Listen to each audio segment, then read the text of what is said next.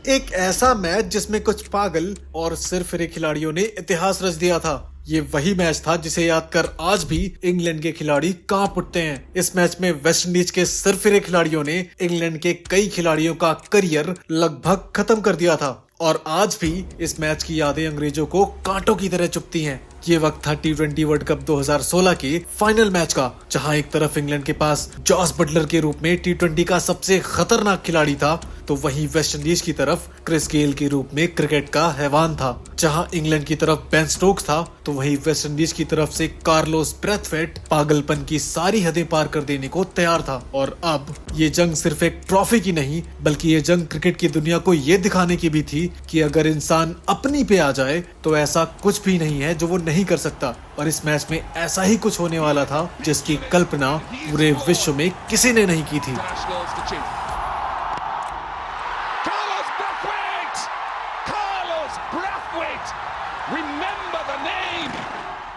Match शुरू होता है और वेस्टइंडीज की टीम टॉस जीतकर पहले गेंदबाजी करने का फैसला करती है और इस तरह टी20 क्रिकेट इतिहास की सबसे घातक जंग की शुरुआत होती है। इंग्लैंड की तरफ से पारी की शुरुआत करने आते हैं जेसन रॉय और एलेक्स हेल्स, तो वहीं वेस्टइंडीज के खूंखार शेर भी अंग्रेजों की बल्लेबाजी को तहस नहस करने के मंसूबे से मैदान पर उतरते हैं। उधर वेस्टइंडीज की तरफ से मैच का पहला ओवर सैमुअल बद्री को सौंपा जाता है। दरअसल सैमुअल बद्री एक लेग स्पिनर थे जिनकी पावर प्ले में फिरकी गेंदबाजी की काट पूरे वर्ल्ड कप में कोई भी नहीं ढूंढ पाया था। लेकिन यहाँ बद्री के सामने थे जेसन रॉय, जो कि पिछले ही मैच में न्यूजीलैंड के खिलाफ शानदार 78 रन ठोक कर आए थे। हालांकि यहाँ जेसन रॉय भी बद्री की गेंदबाजी को नहीं झेल पाते और मैच की महज दूसरी ही बॉल पर एलबीडब्ल्यू हो जाते हैं और इस तरह इंग्लैंड को पारी की शुरुआत में ही एक बड़ा झटका लगता है। इंग्लैंड की टीम इस विकेट के बाद थोड़ी बैकफुट पर नजर आ ही रही थी, तभी तीसरे नंबर पर बल्लेबाजी के लिए आते हैं जो रूट, जो अपनी क्लासिक एंड टेक्निकल बैटिंग के लिए पूरी दुनिया में फेमस थे। और वहीं दूसरे छोर से बॉलिंग के लिए आते हैं वेस्टइंडीज के खतरनाक ऑलराउंडर एंड्रे रसेल,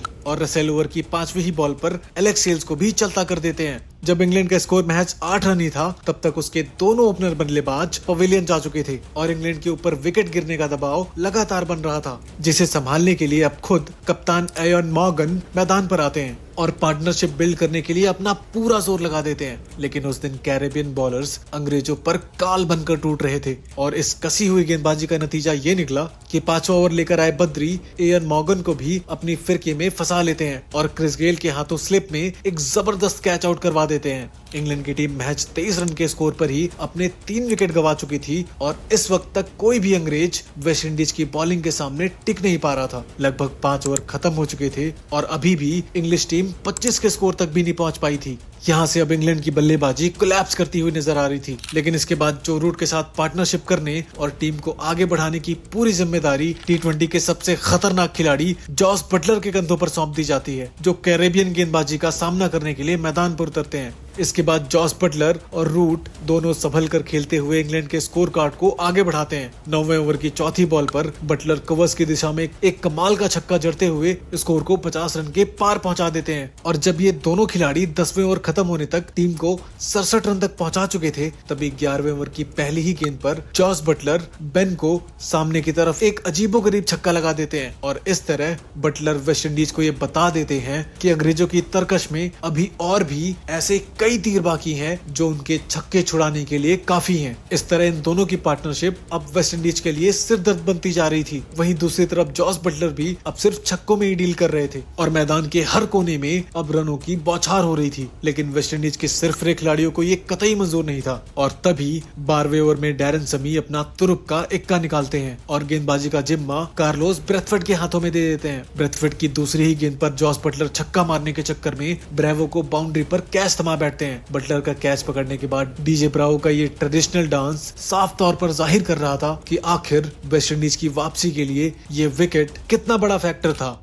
बटलर के विकेट के बाद वेस्टइंडीज को अब एक राहत की सांस मिली थी, क्योंकि बटलर अगर सिर्फ 5 ओवर और खेल जाते तो वो वेस्टइंडीज को अकेले ही गेम से बाहर कर देते। हालांकि इसके बाद अभी भी अंग्रेजों के पास काफी बल्लेबाजी बची थी। बटलर के बाद रूट के साथ बल्लेबाजी का मोर्चा संभालने के लिए आते हैं बेन स्टोक्स। हालांकि जो रूट बैटिंग के एक छोर को अभी भी संभाले हुए थे और 12वें ओवर के खत्म होते होते वो अपनी हाफ सेंचुरी भी पूरी कर लेते हैं। और अब बात करते हैं कि एक्स्ट्रा इनकम कितने इंपॉर्टेंट है, जो मैं भी जनरेट करता हूँ बिनोमो पे ट्रेड करके। और आपको भी बता दूं कि बिनोमो एक ट्रेडिंग ऐप है जहां आप रोज अपने रूटीन के हिसाब से 2-3 बार ट्रेड करके 90% तक का प्रॉफिट जनरेट कर सकते हो। वैसे तो कम से कम 500 रुपए से ट्रेड स्टार्ट होता है, पर मेरे हिसाब से आप अच्छे रिटर्न्स के लिए 2000 रुपए से स्टार्ट कर सकते हो। यहाँ बस आपको ग्राफ फोरकास्ट करना होता है कि ऊपर जाएगा या नीचे। अभी मैंने अप पर ट्रेड कर दिया है और ये देखो मैंने अपना प्रॉफिट भी बुक कर लिया। और मजे की बात यह है कि आप अपना प्रॉफिट तुरंत ही विड्रॉ भी कर सकते हो। साथ ही साथ बिनोमो का वीआईपी असिस्टेंस भी कमाल का है, जैसे कि मल्टी विंडोज फीचर, जिसमें आप अपना ट्रेड ज्यादा प्रॉफिटेबल अपॉर्चुनिटीज के लिए प्रेडिक्ट कर सकते हो। इसके अलावा सिर्फ और सिर्फ आपके लिए ट्रेडिंग सिग्नल्स भी 24/7 पूरी तरह से फ्री है। अब आपको ऐप को डाउनलोड करना है, जो कि डिस्क्रिप्शन के लिंक से आप कर सकते हो। और हाँ, अपनी समझ से ही ट्रेड करना। इसी के साथ 13वें ओवर तक इंग्लिश टीम का स्कोर 100 रनों के पार पहुंच जाता है। हालांकि जब इंग्लैंड का स्कोर आगे बढ़ ही रहा था, तभी बेन स्टोक्स भी ब्रेवो की स्लोअर डिलीवरी पर कैच थमा बैठते हैं और इस तरह महज 110 रन के स्कोर पर इंग्लैंड को 5वां झटका लगता है। क्रिस गेल और डीजे ब्रेवो का ये डांस देखकर अंग्रेजी टीम इस सोच में पड़ जाती है कि आखिर आज उन्होंने वेस्ट इंडीज के किन भूखे शेरों से पंगा ले लिया है। वेस्ट इंडीज के इस कोहराम को देखकर अंग्रेजी खेमा कुछ यूं नजर आ रहा था जैसे उन्हें कोई सांप सूंघ गया हो। स्टोक्स के बाद वेस्ट इंडीज का सामना करने आते हैं मोइन अली, जो महज एक ही डॉट बॉल खेलने के बाद उसी ओवर में ब्रेवो का शिकार बन जाते हैं। अब इंग्लैंड की टीम पूरी तरह से कोलैप्स करती हुई दिख रही थी और ईडन गार्डन में बैठे हुए इंग्लिश फैंस इस कदर निराश नजर आ रहे थे जैसे कि उनकी टीम मातम मना रही हो और वो इस मातम का गवाह बनने आए हो। इसके बाद स्टेडियम में सन्नाटा तो तब छा गया जब 15वें ओवर की पहली ही बॉल पर रूट एक स्कूप शॉट खेलने के चक्कर में ब्रेथवेट का शिकार बन गए। इस तरह महज 111 रन पर ही इंग्लैंड टीम के 7 विकेट गिर जाते हैं और टीम अचानक से कोलैप्स कर जाती है। हालांकि इसके बाद डेविड विली ने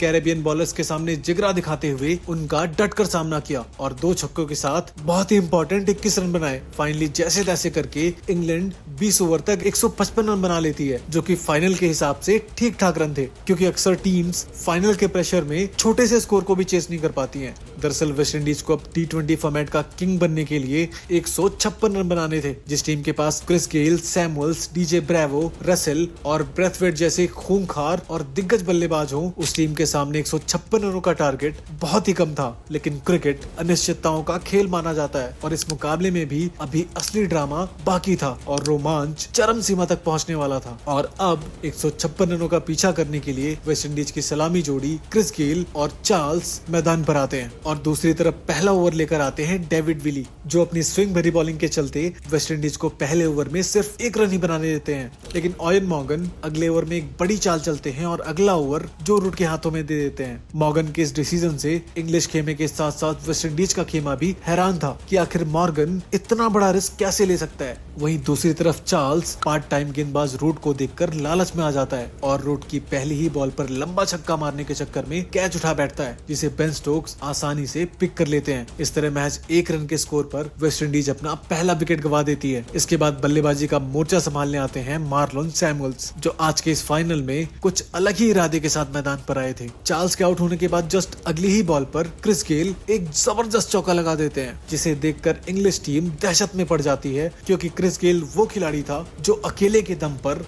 अंग्रेजों को चारों खाने चित करवाने की औकात रखता था। वहीं क्रिस गेल इसी वर्ल्ड कप में इंग्लैंड के अगेंस्ट पहले लीग मैच में सेंचुरी लगाकर आए थे, जिसमें गेल ने महज 47 गेंदों में ही शतक ठोक दिया था और 183 रन के बड़े स्कोर को सिर्फ 18 ओवर में ही चेस कर लिया था। गेल की ये सेंचुरी T20 की सबसे तेज सेंचुरी थी, जो उस वक्त एक वर्ल्ड रिकॉर्ड बन गया था और गेल के इस चौके ने अंग्रेजों को वही खूंखार पारी याद दिला दी थी जिसे याद कर इंग्लिश खिलाड़ी कांपने लगे थे। लेकिन तभी एक ऐसी घटना घटती है जिसे स्टेडियम में बैठा कोई भी शख्स मानने को राजी नहीं हो रहा था। दरअसल रूट के इस ओवर की अगली ही बॉल पर क्रिस गेल बड़े शॉट के चक्कर में कैच उठा बैठते हैं, जिसे बाउंड्री पे बेन स्टोक्स लपक लेते हैं और इस कैच का जश्न इंग्लैंड की टीम कुछ यूं मना रही थी जैसे कि उन्होंने इस मैच को लगभग जीत ही लिया हो। वहीं जो रूट अपनी गेंदबाजी के घमंड में चूर हो चुका था और उसका एग्रेशन 7वें आसमान पर दिखाई दे रहा था। पूरी की पूरी इंग्लिश टीम ग्राउंड के चारों ओर दौड़ते हुए कैरेबियन टीम के विकेट्स को सेलिब्रेट कर रही थी और अंग्रेजों का ये जश्न साफ जाहिर कर रहा था कि क्रिस गेल का खौफ उनके अंदर किस हद तक घर कर चुका था। इसके बाद बल्लेबाजी करने आते हैं लैंडल सिमंस और अब वेस्ट इंडीज की टीम को एक पार्टनरशिप की जरूरत थी, लेकिन इनिंग का तीसरा ओवर लेकर आए डेविड विली दूसरी ही बॉल पर कुछ ऐसा करते हैं जिसके बाद वेस्टइंडीज की पूरी टीम खून के आंसू रोने पर मजबूर हो जाती है। दरअसल तीसरे ही ओवर में सिमंस डेविड विली की बॉल पर एलबीडब्ल्यू हो जाते हैं, जिसके बाद मानो कैरेबियाई खेमे में मौत का मातम सा छा गया हो, क्योंकि महज 11 रनों के स्कोर पर वेस्टइंडीज अपने तीनों टॉप ऑर्डर बैट्समैन का विकेट खो देती है और शुरुआत में ही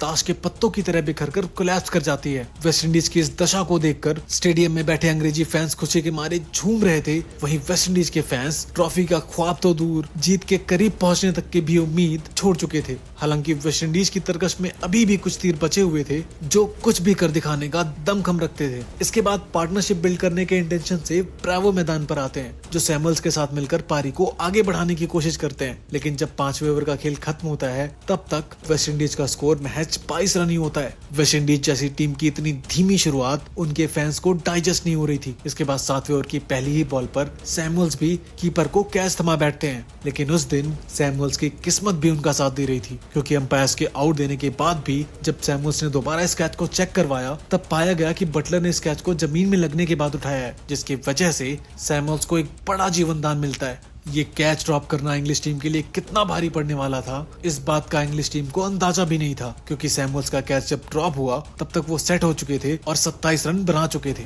इसके बाद डीजे ब्रेवो और सैमुअल्स मिलकर वेस्टइंडीज की पारी को संभाल लेते हैं और मैदान के चारों तरफ रन बटोरने लगते हैं। और इस तरह अर्ली विकेट्स गिरने के बाद वेस्टइंडीज एक बार फिर से इस मुकाबले को बराबरी पर ला देती है। और इस तरह अर्ली विकेट्स गिरने के बाद वेस्टइंडीज की टीम एक बार फिर से इस मुकाबले को बराबरी पर लाकर खड़ा कर देती है। जब वेस्टइंडीज का स्कोर 13वें ओवर तक 69 रन होता है तब इंग्लैंड ब्रावो का भी एक और कैच ड्रॉप कर देता है। अब इंग्लैंड की टीम के चेहरे पर निराशा की लकीरें साफ देखी जा सकती थी। जो अंग्रेज 11 रनों पर 3 विकेट गिराने के बाद जश्न का नंगा नाच कर रहे थे, वो अब मैदान पर निराश और हताश दिख रहे थे। 14वें ओवर में सैमुअल्स अपना 50वां भी पूरा कर लेते हैं और ये हाफ सेंचुरी वेस्टइंडीज के लिए उस वक्त आई थी जब वेस्टइंडीज को इस परफॉर्मेंस की सबसे ज्यादा जरूरत थी। इसी बीच 14वें ओवर की लास्ट बॉल पर एक ऐसी घटना घटती है जिसे देख वेस्टइंडीज के फैंस की धड़कनें मानो थम सी गई। जब वेस्टइंडीज का स्कोर 86 रन होता है तभी डीजे ब्रावो राशिद की फिरके में फंस जाते हैं और एक आसान सा कैच थमा बैठते हैं। इस विकेट के बाद इंग्लिश टीम के अंदर एक अलग ही माहौल बन जाता है और जो खिलाड़ी निराशा में डूबे हुए थे अब उनके अंदर एक नया जोश पैदा हो जाता है। इसके बाद बल्लेबाजी की कमान संभालने मैदान पर एंड्रे रसेल आते हैं। रसेल वो खूंखार बल्लेबाज था जिसके मैदान पर आने मात्र से विरोधियों की धड़कनें बढ़ने लग जाती थी और अब सैमुअल्स का साथ देने के लिए रसेल पारी को आगे बढ़ाने का जिम्मा उठाते हैं। दूसरी तरफ सेट हो चुके सैमुअल्स भी अब अपना कोहराम मचाना शुरू कर देते हैं और इस तरह 15वां ओवर खत्म होने तक वेस्टइंडीज 104 रन तक पहुंच जाती है। लेकिन अभी भी 30 बॉल्स पे वेस्टइंडीज को 52 रनों की जरूरत थी और मैच अब पूरी तरह से फंस चुका था। हालांकि वेस्टइंडीज की ताबड़तोड़ बल्लेबाजी को देखते हुए अभी भी मैच वेस्टइंडीज की तरफ जाता हुआ दिख रहा था और अब रोमांच की सारी हदें पार होने वाली थी। 16वें ओवर की पहली ही बॉल पर डेविड विली आंद्रे रसेल को बाउंड्री पर कैच आउट करवा देता है और इस तरह वेस्टइंडीज अपना 5वां विकेट भी खो देता है। अब मैदान पर बल्लेबाजी का मोर्चा संभालने वेस्टइंडीज के कप्तान यानी कि डैरेन सैमी आते हैं, जो इसी ओवर की तीसरी ही बॉल पर ऑफ साइड में कैच उठा बैठते हैं। अब मैच इंग्लैंड की तरफ पूरी तरह से जाता हुआ दिख रहा था। जिस वेस्टइंडीज के 86 रन पर सिर्फ 3 विकेट ही गिरे होते हैं,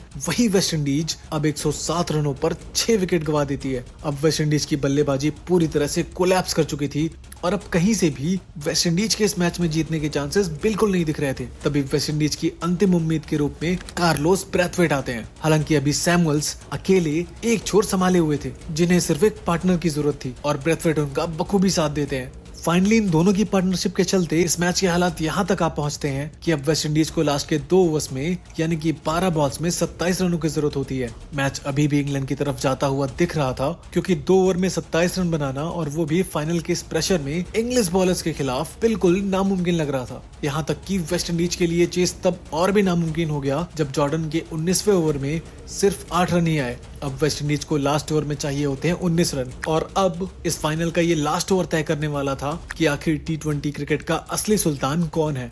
गरीबी के दौर से गुजर रही वेस्टइंडीज क्रिकेट बोर्ड को इस फाइनल मैच में जीत एक अलग ही जोश देती और ऐसा करने के लिए उन्हें हर हालत में 6 गेंदों पर 19 रन बनाने थे। इस मैच का लास्ट ओवर दिया जाता है बेन स्टोक्स को और इस मैच के प्रेडिक्शन में अभी भी इंग्लैंड के चांस वेस्टइंडीज से कहीं ज्यादा दिख रहे थे, क्योंकि इससे पहले किसी भी वर्ल्ड कप के फाइनल में ऐसा नहीं हुआ था। अब स्ट्राइक पर होते हैं कार्लोस ब्रैथवेट, जिनसे फैंस को कोई खास उम्मीद बिल्कुल भी नहीं थी और लोग यही चाह रहे थे कि ब्रैथवेट स्ट्राइक सैमुअल्स को दे दे। लेकिन उस दिन कार्लोस ब्रैथवेट भी कुछ अलग ही मकसद के साथ आए थे और इसके बाद ओवर की पहली बॉल डाली जाती है और पहली ही बॉल पर ब्रैथवेट एक गगनचुंबी छक्का लगा देता है जो आसमान को चीरते हुए स्टैंड्स में जा गिरता है और अब इस छक्के ने मैच को रोमांचक बना दिया था। इसके बाद अगली बॉल पर ब्रैथवेट एक और खतरनाक छक्का लगा देता है जिसे देखकर अंग्रेज हैरान रह जाते हैं। बेन स्टोक्स का दिमाग अब काम ही नहीं कर रहा था कि आखिर वो करे तो करे क्या। वहीं ब्रैथवेट के इस रौद्र रूप को देखकर ऐसा लग रहा था जैसे उसे कोई पागलपन सवार हो गया हो, क्योंकि अगली बॉल पर वो एक और छक्का लगा देता है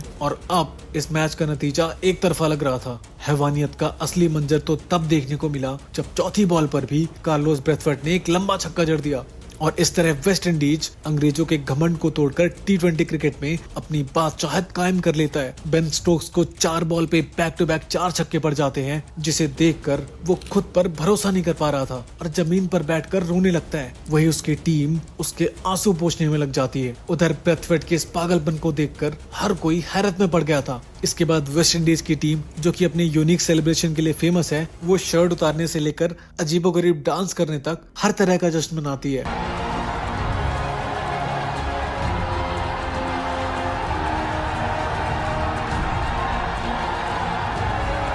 और ब्रैथवेट के इस पागलपन ने दुनिया को बता दिया था कि आखिर वाकई में T20 क्रिकेट क्या होता है। दोस्तों 2016 की इस वर्ल्ड कप चैंपियन टीम को आप 10 में से कितने नंबर देना चाहेंगे? कमेंट करके जरूर बताना। और हाँ, वीडियो पसंद आया हो तो लाइक करके चैनल को सब्सक्राइब भी जरूर कर लेना। बहुत ही शानदार वीडियोस आने वाली हैं। मिलते हैं अगली वीडियो में।